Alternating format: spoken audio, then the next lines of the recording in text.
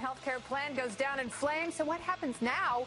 And will they try again? Peter Suderman has the details, plus North Korea now threatening the U.S. with an electromagnetic pulse attack. What is that, and how devastating could it be? Jillian Turner has the story. And Free Speech Week continues right here tonight as Jeff Sessions finally getting with the program.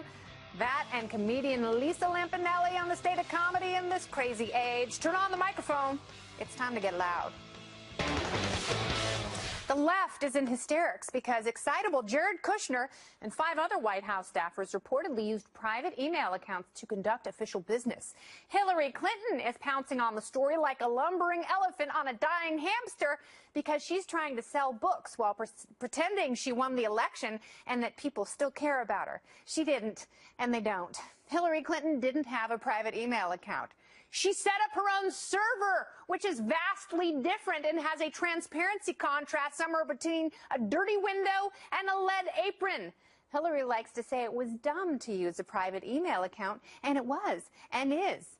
But she was using her own server that she set up to circumvent the rules, generate her own top-secret content, and oversee everything so no one could crack her one-stop shopping collusion safe. And even though she spent her precious physical resources claiming she never sent or received classified information, that hyperbole was shown false as confidential strains continue to infect her credibility to this day. Hillary Clinton had been First Lady, a U.S. Senator, and Secretary of State, and she was 1/3 of a scam pay-for-play operation that was bilking shady countries for future favors. She should have known better. But there's not an ethical bone in her body. Jared Kushner has only slightly less political experience than a high school senior visiting the White House on a class trip. Given that, he should still know not to use a private email account because guess what, Forrest Gump? Everyone cares about your damn emails. The first rule of politics is learn from your enemy's mistakes so you never have to repeat them. Come on, baby, let's get into it. I'm Kennedy.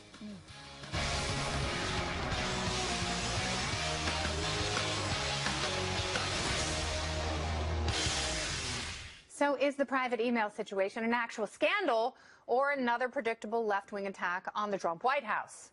Well, let me ask my Gilded Party panel tonight.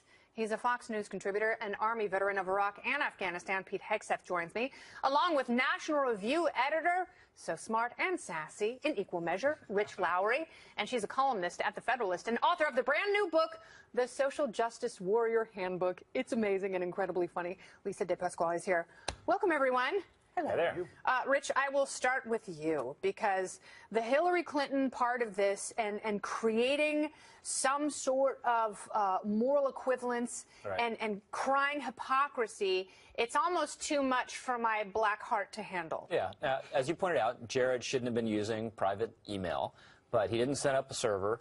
He, as far as we know, was not handling classified information.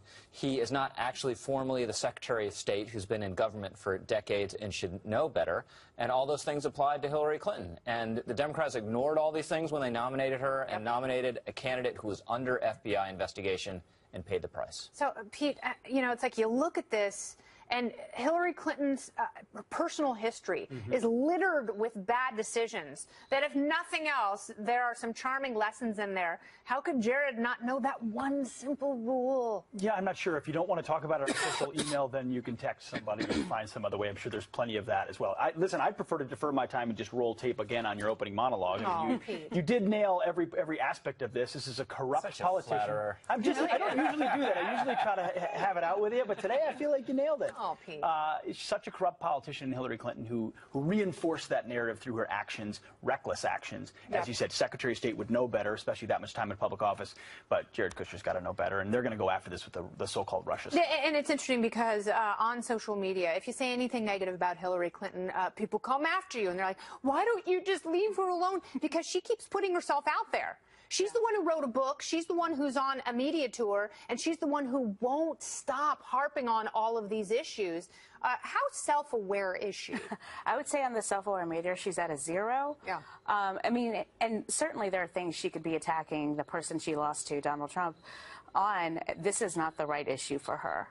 You know, that's a good point. And all she has to do is look where Republicans have taken issue with the president. And that's really where you start. Yeah. But this one, because all it does, people aren't dumb. That's why a lot of them didn't vote for her.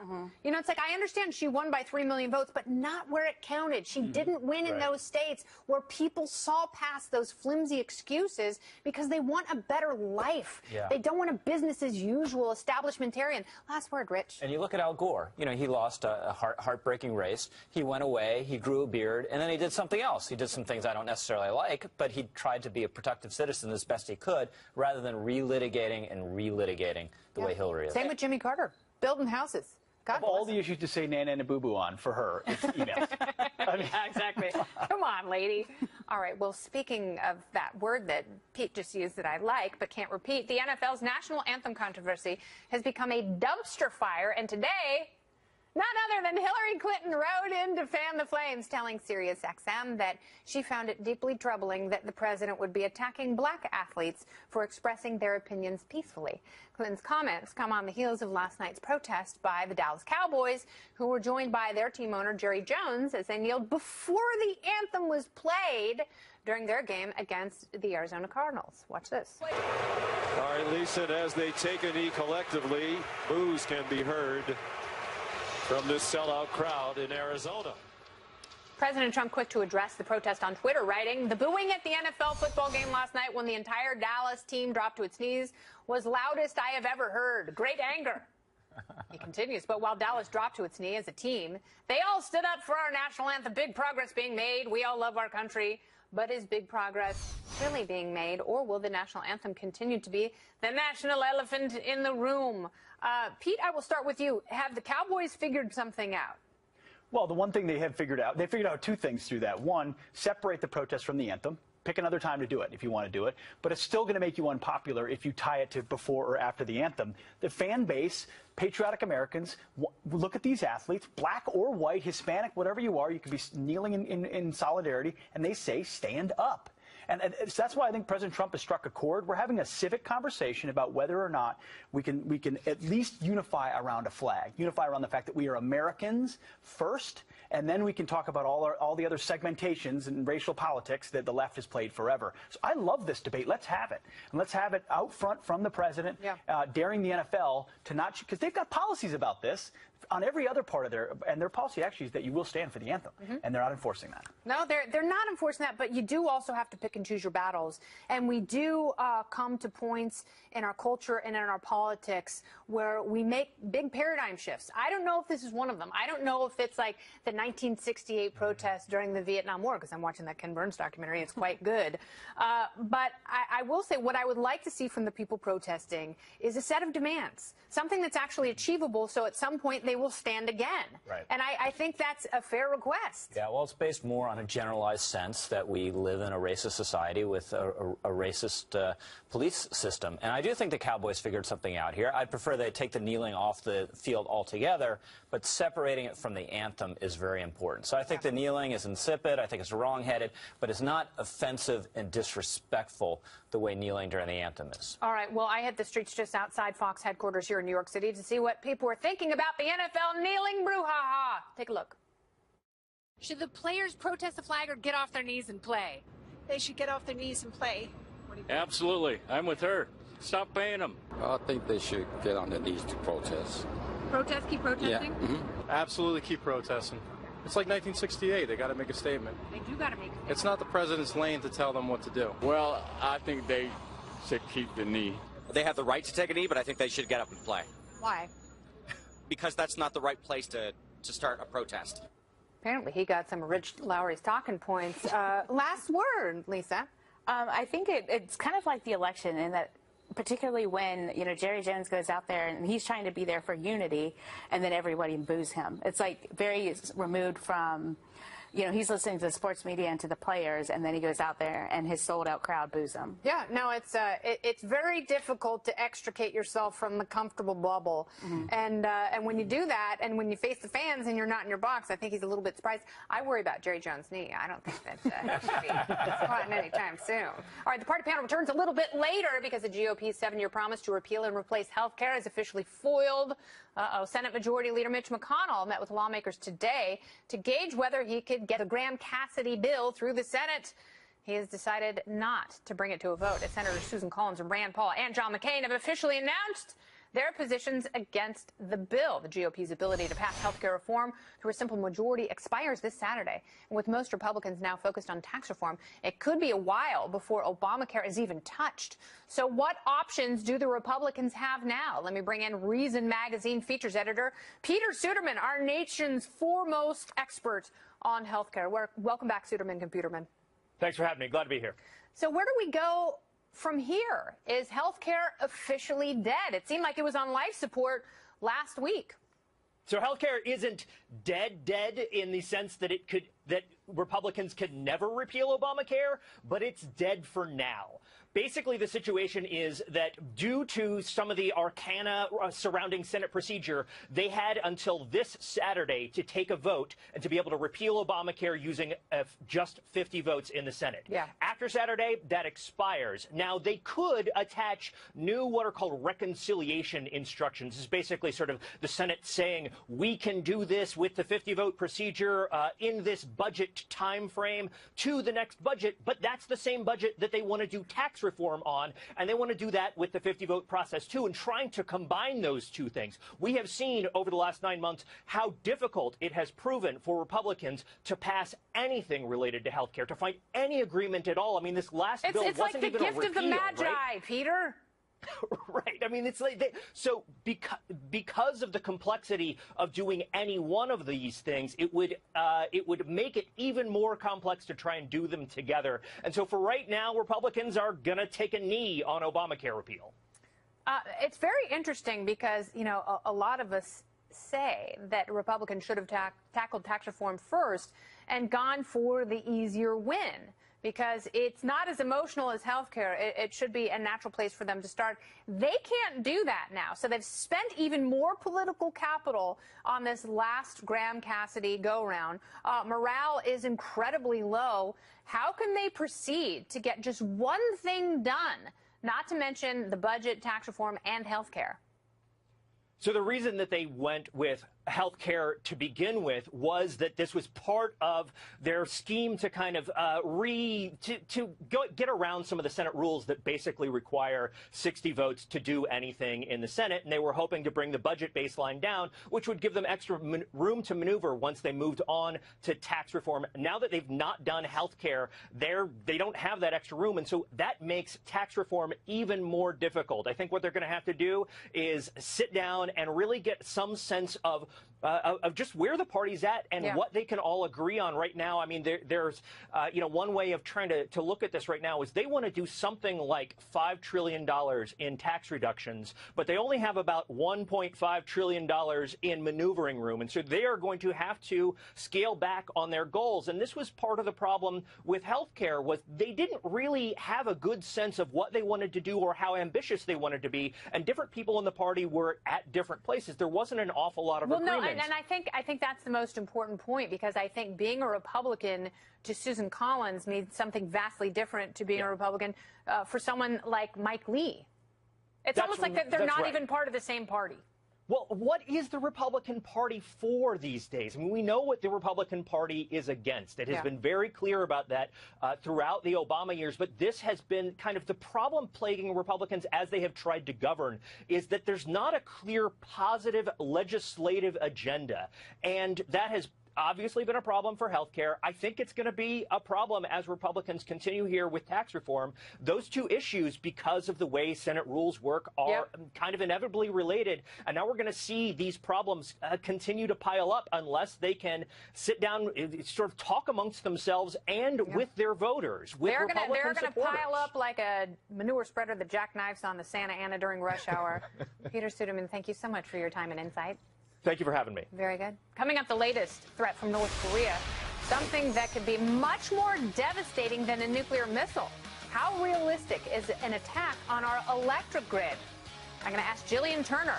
Scary answers from her next. Stay here.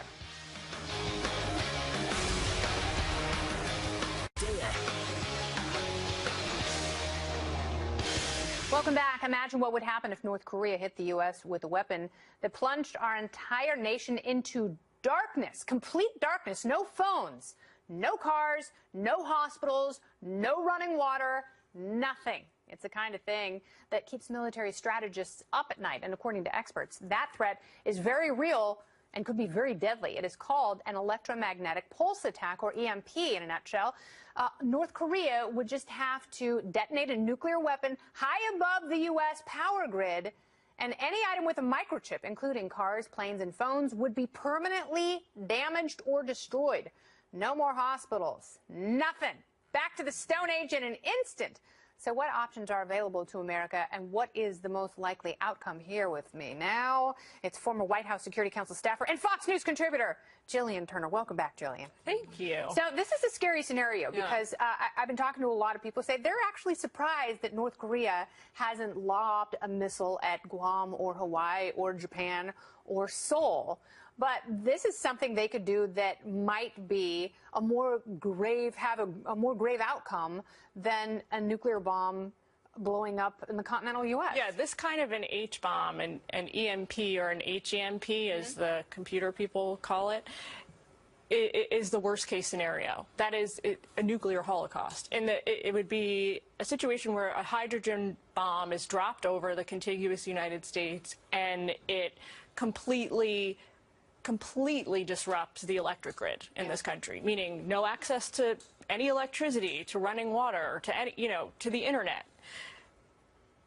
I just want to allay everyone's fears. This is unlikely to happen. Why is it unlikely? But if North Korea, if they're developing nuclear weapons and they back up some of the talk that they've been using lately, why would we put that past them? Because this is an incredibly sophisticated style of an attack. Not only does it require the correct nuclear technology and the correct instrument to deliver it to the United States, but it requires an incredible amount of military hardware sophistication that we're not entirely sure they have. Yes.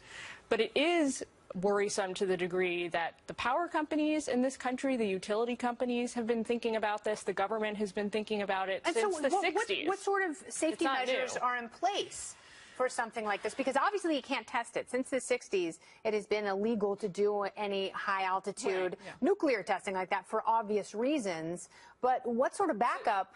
This is where there's not a lot of great news. The United States is woefully, the United States government is woefully unprepared for an attack like this. The power companies, I think something like the top 50 or 100 power companies in the United States have banded together. They've started this study. Over the course of 3 years, they're going to sort of game out what the effects of an attack like this could be to help hedge against them. I think they're 2 years in of the 3-year study right now.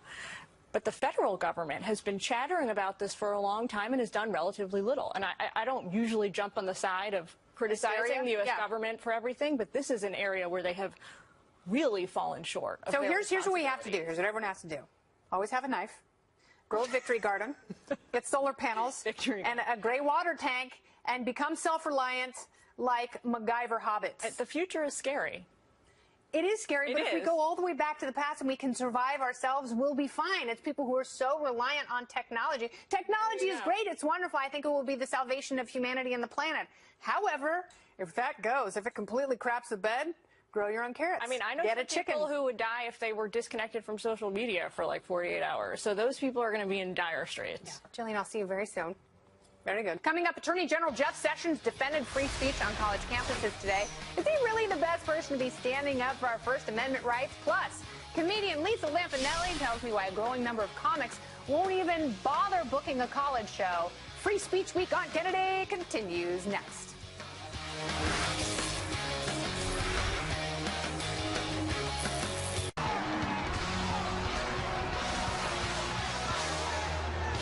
Well, we are celebrating Free Speech Week here on Kennedy because every week is Free Speech Week. Yeah, it turns out we're not the only ones. Attorney General Jeff Sessions dipped his toe into the debate earlier today at Georgetown University, where he declared the First Amendment to be under attack on college campuses. Watch.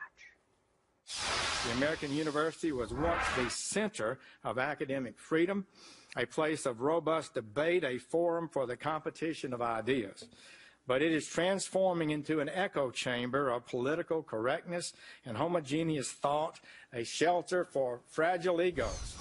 Homogenous. Not everyone was impressed. At the end of Sessions' speech, a group of protesters stood up and placed tape over their mouths. All right, it's no secret that Jeff and I rarely see eye to eye, especially when it comes to civil liberties. But does the man that President Trump appointed to restore law and order have a point here? My Freedom Loving Party panel is back to discuss. Pete Hegseth, Rich Lowry, and Lisa De Pasquale. I will start with you because Jeff Sessions is not good on civil liberties in general. Is he right here, or is he just paying lip service at a convenient time? I mean, it's probably a little of both. He might be in the Hillary situation where maybe they should deploy someone else on this issue. Yeah. But I was actually at Berkeley this past weekend, and while I was on the plane, by the time I landed, I realized, I found out that I couldn't give my speech. And, having been at a speakers bureau. Why did it fall apart? You were supposed to be part of Free Speech Week. Yes. I asked Robbie Suave last night. Basically, the student group was threatened with hate crimes violations by the school, and they decided to pull out. Did they miss deadlines?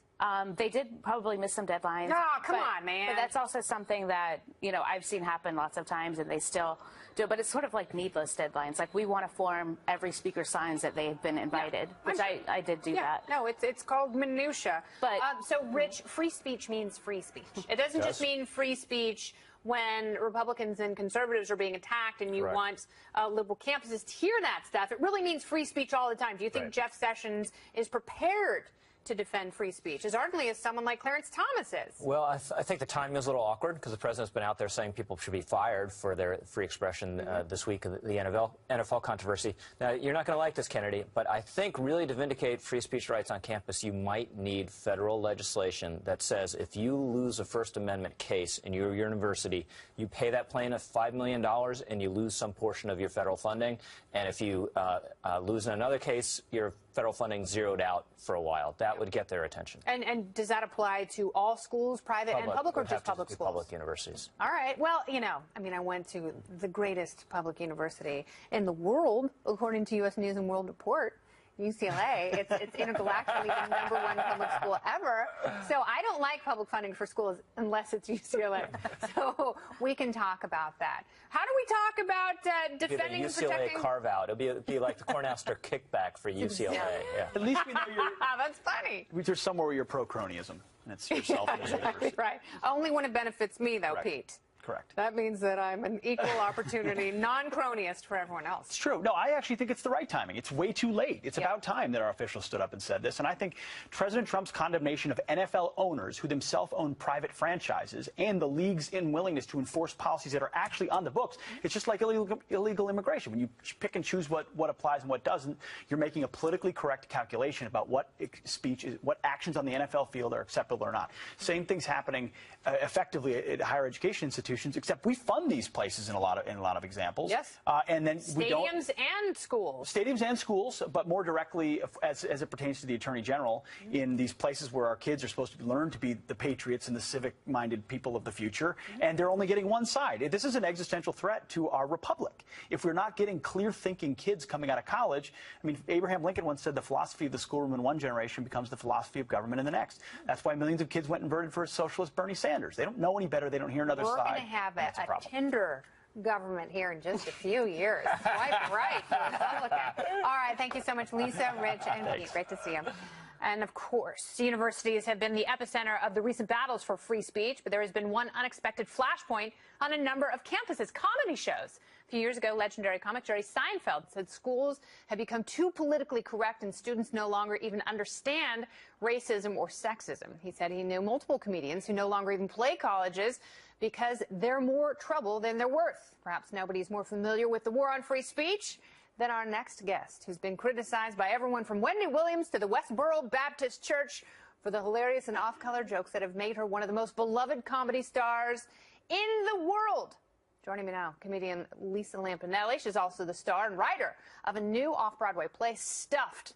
It starts next Thursday, October 5th. I'm so glad you're here. I've always wanted to talk to you. Oh, thank you. Yeah, I love seeing you at the roast, but are colleges really as bad as Jerry Seinfeld and other comics have made them out to be? I believe they are, because that's why I literally have played 2 colleges in 27 years. Yeah. See, I'm really racial. You know, the comedy I do is insult comedy. I insult every race, creed, color, sexual preference. And the fact is, I don't think these kids today are going to get it. I can't believe I'm in the age I'm saying these kids today, but it's true. Yeah. So Seinfeld, while his humor isn't that extreme, even a guy like that's feeling it, you know it's got to be pretty sensitive. So Richard Pryor famously said that you can say whatever you want. It just has to be funny. What would someone like Richard Pryor think of the climate and the anti-free speech movement today? I think he'd think it was horrendous, because honestly, I'm exactly the same way. I have one line in comedy, which is, if I can make it funny, I can say it. Now, there are comics who have rules, who won't make fun of certain topics. Not me. Yeah. If you can get a laugh, and a good laugh, then that's the way to keep it. And I think that is completely fair, but people are so offended. What I find most offensive is people who used to be funny, who are now offended by their old jokes, like Sarah Silverman and Amy Schumer. What do you think of comics like that who've sort of gone back on their funny word? Well, I allow people room for growth. I always say, you know what, maybe they've had an awakening. Is it growth or is it selling out? I don't know. I think it is growth. Well, at least in my case, it would be growth. Yeah. I've never apologized for a joke yet, but I imagine if I look at all of my old stuff, I might find something that I go, oh, God, that was so stupid. I more or less would apologize for it because it wasn't funny. Yeah. Like my stuff, I look back and I'm sometimes embarrassed. But you know what? I think it's all on one's conscience. And with me, it's always been about intention. If I intend to hurt you, that's bad. If I say it with love, even though it's an insult like Rickles did, then they have to take the joke, or they can, here's me, go see somebody else. Yeah, or tear down the Rickles statue. Oh, yes, I don't know if there is one, but there absolutely should be. Yes. Indeed. So when you're writing this play, yeah. Was there ever a time when you second-guessed yourself? I mean, do you find in this climate you sort of alter or amend your comedy? Well, what's funny, with comedy, never. Yeah. But I learned in theater sometimes they're not used to this brashness and this language and this craziness. I mean, my rule has always been at least 2 C words per show and 3 Fs. So I found in the theater... There is an algorithm. There is, for me at least. Yeah. I found the crew and would get a little startled because it's like, oh, my God, what's going on? But then they understand the point of the show. So I think it was educating the audience and educating a different world, not comedy but theater, how it is with me. Yeah. So I stuck to what I do, but also it plays a different art form, so I have to accept that, okay, I have to earn my place in this by sticking to who I am. My thing is, I'm too old to change. Yeah. I'm 56. What do you want from me? I'm going to die in 12 years. Okay, what I want to know, is comedy different than music? Because oftentimes musicians who've been around for a couple decades, even Trent Reznor, they level pretty harsh criticism at the new crop of musicians, and they say, music's not good anymore. Do you feel the same way about comedy, or are there people who are up and coming who still actually inspire you? I think there are comics I will never get because we're a different generation, but that's not saying they're not funny. Yeah. Like, I hate when older comics are like, these kids, look at this Schumer. When it was my day, I love Amy Schumer. Yeah. I love Whitney Cummings. I love people who are fresh and have a different approach and have guts like, the old school guys did. Yeah. So, no, I mean, me personally, I look back and I go, I may not understand some of these people with their humor, these 20-year-olds, but I get that they're doing what they do. Is Dane Cook the Nickelback of comedy? What's so funny, I was always asked to crap on Dane Cook. Yeah. Because I think anytime you make money from comedy, they start hating you. Yeah. That's when the criticism comes out. Absolutely. When I was a loser with a dream, no one hated me. The second I got some dough and a couple of houses and mortgages I'm not paying, all of a sudden, I'm bad. You're a big sellout. Yeah, I know. But you know what? We got to do what we got to do. And also, comics are notoriously bitter. This is what you have to understand. I don't know if musicians are, but we hate everyone who's doing better than us. That's so funny because everyone says, I'd love to hang out with comics. They're so funny. It's like, we are depressed. We're psychotic. We are sociopaths. I suggest no one hang out with us. All right. And the only people on earth who might be able to cure our national ills. Lisa Lampanelli, so nice to meet you and talk to you. Dude, it's an honor. You're amazing. Come back anytime. Yay. Sweetness. All right, tomorrow, Free Speech Week continues with former Nirvana bassist Chris Novoselic. He is a freedom-loving libertarian, and he's also got a new band. Tune in for his unique take on this all-important topic. Coming up, his personal story of fraud and living the high life inspired the Oscar-nominated movie The Wolf of Wall Street. But now Jordan Belfort says he uses the lessons he learned from his past life of corruption to help others make money ethically. He joins me after the break. Stay here.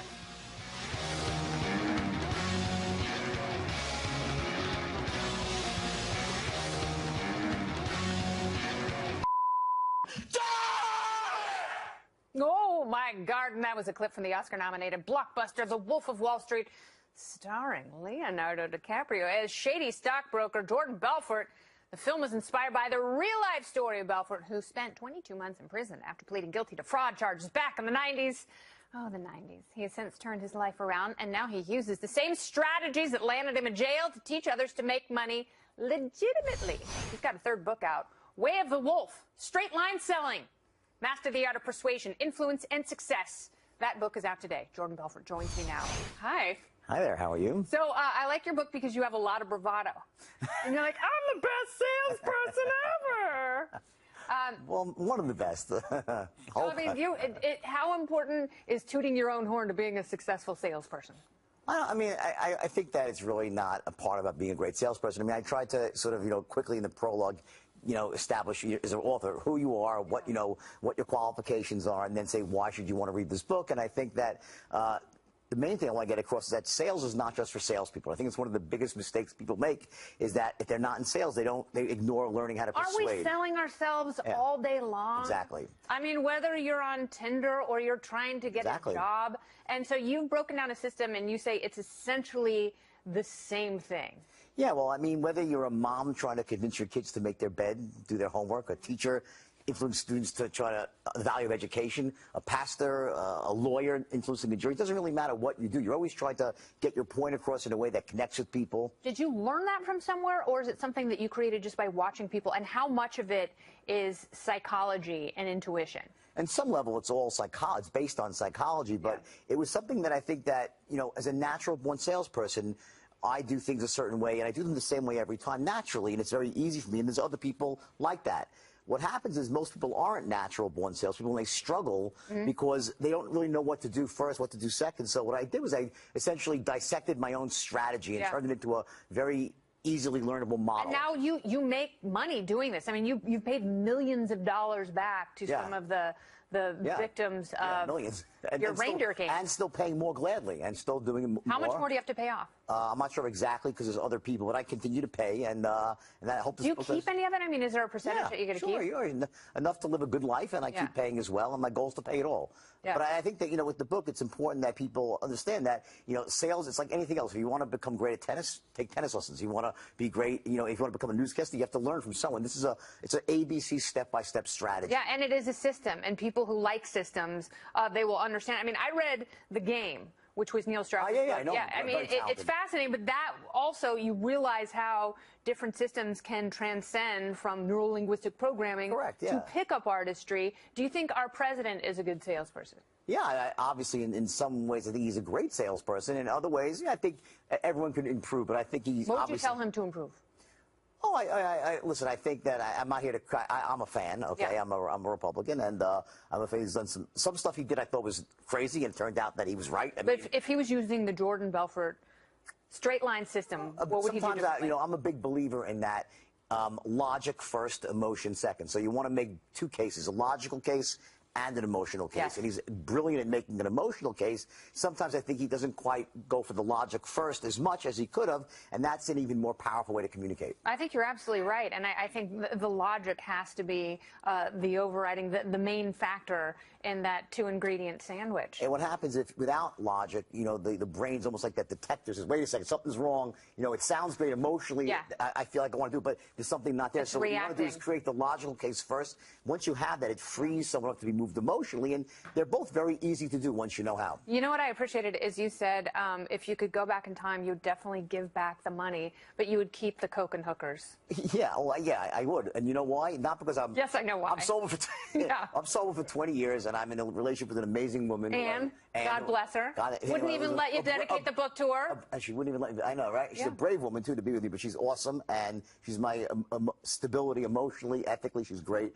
But my point is that was my life, and self-destructive behavior, while it's bad, I came out the other side, and I can use it now as to empower other people to learn. But I would never want to do things that hurt other people. Tommy Chong was your cellmate, encouraged you to write, and now this is your third soon-to-be best-selling book. Jordan Belfort, thank you so much for being here. My pleasure. Very nice to meet you. Thank you. Fascinating story. And the book goes very quickly. Coming up, a Canadian man had some bears on his lawn, so he went outside and just asked them to leave. Did they A, eat him, B, run away, or C, kneel for the national anthem? Oh, Canada. We'll have the answer in Topical Storm next. On this day in 1996, Barry Bonds joined Mark McGwire as the only two players in baseball history to hit 40 runs and steal 40 bases in a single season. Statistically speaking, joining the 40-40 club is like finding a needle in a haystack and then injecting yourself with that needle. This is the Topical Storm. Topic number 1. They got big heads and teeny tiny. Let's start tonight in Canada, birthplace of some of the smartest people in the world, and also Pamela Anderson. But perhaps no Canadian is dumber than this guy who went out and asked some bears to get off his property. I need you guys to go, okay? I need you to go. Thank you. I gotta go to work. Ah, I like those big bear butts. This adorable video has been watched by 2 million people. That's one for every piece the bears tore him into afterward. I'm just kidding. It turns out these bears were used to accepting defeat because they used to play in Chicago. Oh, yeah. Hey, guys. Okay. Topic number 2. It's no secret that Americans are facing a ton of adversity these days. Hurricanes have ravaged the South, and a fat, spoiled child has gotten his hands on nuclear weapons in North Korea. Well, if that weren't bad enough, Miley Cyrus has an album coming out at the end of the week. But fear not, because a senator from Maine has the answer to our problems. Lobster emojis. That's Angus King. He's filed a formal request with international software designers asking for a lobster emoji, since we don't currently have one in our smartphones. And I think I speak for everyone when I say, oh, thank you, Angus King, for having the nards to tackle such an important issue. Is he serious? We've got thousands, perhaps millions of people starving right now, and they don't need lobster emojis, Senator King. They need actual lobsters. You're killing me, Angus! Topic number 3. That's a very funny joke if you live in LA or Southern California. Speaking of noble causes, rapper B.O.B. is trying to raise $200,000 to prove that the Earth is flat. If he gets the money, $5,000 will go toward a trip into space, and the other $195,000 will buy him some more weed. The rapper posted a video saying he'd like to launch several satellites into space so he can find the Earth's curve. So far, it doesn't seem like too many Americans are down with B.O.B. When we last checked, he only raised about $700 for his cause, but that will all change once Shaquille O'Neal sees the video, because rumor has it Shaq, like Kyrie Irving, is also a flat earther. It may or may not be true, but we know that Shaq is not a flat stomacher. Too many road trips with Charles Barkley. Topic number 4. New England Patriots fans may not have the money to donate to the Flat Earth Fund because the team reportedly charged them $4.50 for tap water at Sunday's game. $4.50! For that kind of dough, you could almost buy half a beer. Actually, you couldn't. Team officials say the hotter than expected temperature of 86 degrees caused them to go through twice as much bottled water as usual, but they're not sure why customers were charged so much money for tap. Let's hope they figure it out soon, because if ever there was something not to stand for at a football game, it's $4.50 tap water. Thank you. Why don't you take up that cause, Colin Kaepernick? Topic number 5. California has named its first official state dinosaur, just 66 million years after they roamed the earth. There's a joke in there somewhere about Los Angeles traffic, but I'm not going to make like the Chargers offense and punt. Nope, look at this duck-billed creature. It's called Augustinophis morrisi, which is a name that means impossible to type past autocorrect. Stop me, stop me. You may not take this designation seriously, but in order to win the competition, it had to beat out several other dinosaurs that are native to California. Oh, Diane and Nancy. You wish you were just 66 million years old. Coming up, there's a lot of division and tension in America right now, but don't worry. Actor George Clooney has written a prayer poem that will heal the country. Grab your sick bag. The nightcap is next. George.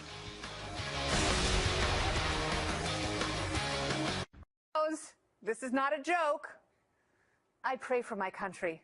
I pray that we can find more that unites us than divides us. I pray that our nation's leaders want to do the same. I pray that young children like Tamir Rice can feel safe in their own neighborhood. I pray for all our children. But wait, there's more. And George goes on. I pray for our police and our first responders. I pray for our men and women of the armed services. I pray that dissent will always be protected in this great country. I pray for a more perfect union. Get this. And when I pray, I kneel. I get it, Jorge. Get up, George. You're no Maya Angelou. Hell, you're not even Angela Lansbury. Leave the politics to the pros, Clooney.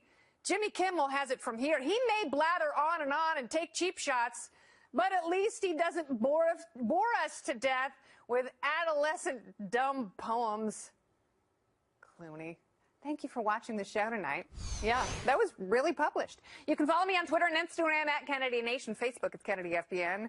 Email, kennedyfbn@foxbusiness.com. Tomorrow on the show, Guy Benson.